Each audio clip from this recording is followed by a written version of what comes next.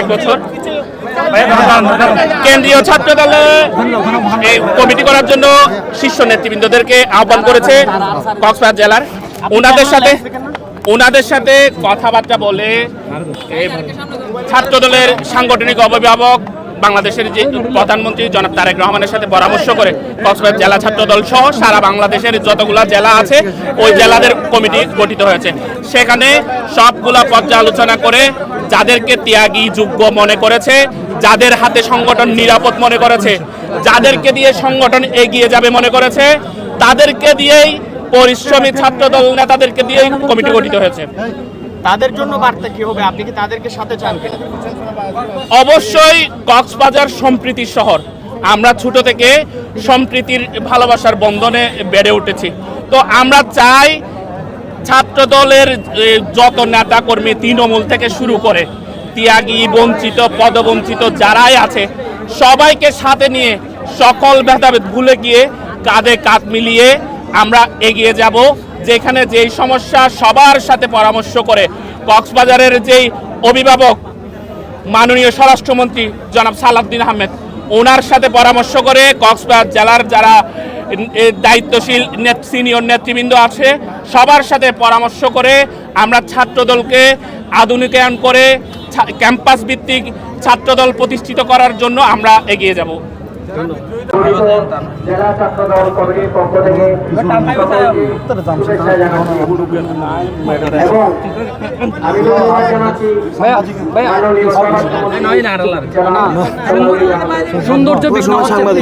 আজকে আমাদের জন্য একটি শপথ সেই পদের মাধ্যমে আমরা ইনশাআল্লাহ প্রত্যেকটা কলেজ স্কুল একমাত্র ইউনিভার্সিটি সব জায়গাতে সৃজনশীল নেতৃত্ব গঠন করার জন্য আমাদের জন্য দৃঢ় প্রতিজ্ঞা এবং আমরা সবাইকে আশ্বস্ত করছি আমরা বাংলাদেশ জাতীয়তাবাদী ছাত্রদল কক্সবাজার জেলা শাখা অতীতে যারা আন্দোলনে সংগ্রামে আমাদের সাথে কাঁধে কাঁধ মিলিয়েছে তাদেরকে সাথে করে আমরা আমাদের পূর্ণাঙ্গ কমিটি গঠন করার মাধ্যমে আমরা আমাদের জেলা ছাত্র দলের কমিটিকে পূর্ণতা দিব ইনশাআল্লাহ। সেই সাথে আবারও ফাহিমুর রহমান সভাপতি হওয়ার কারণে তৃণমূলের ছাত্র নেতারা অত্যন্ত খুশি।